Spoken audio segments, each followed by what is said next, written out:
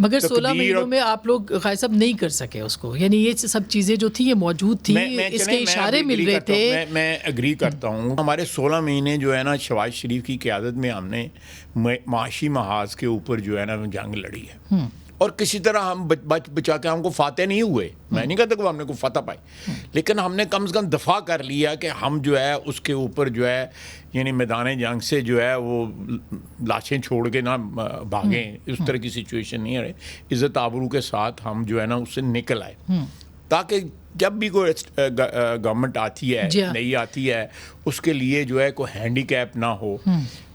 एक कमिटमेंट जो है IMF की मौजूद है, लंबी चौड़ी उसमें नहीं है। बहुत सी जो उसकी शफा के लिए दवाइयाँ हैं वो हमारी अंदर मौजूद हैं, हमारी इकोनॉमी में मौजूद है, हमारा टैक्स बेस, दूसरी चीज़ें चोरी चकारी जो है सब। तो इसलिए आप अगर हमें कहें कि हमने सियासी बयानियाँ नहीं तैयार किया उस ज़माने में, इसको काउंटर नहीं किया, तो वो ठीक है, मैं एग्री करता हूँ। लेकिन हमने अपनी तरजीहात का फ़ैसला करना था कि ये हमने, आप सोच नहीं सकती अगर डिफ़ॉल्ट हो जाता तो ये 500-600 रुपये पे डॉलर चला जाना। बिल्कुल सही बात है, इसमें यहाँ पे इतनी माशी अबतरी फैलनी थी कि किसी से संभलनी नहीं थी।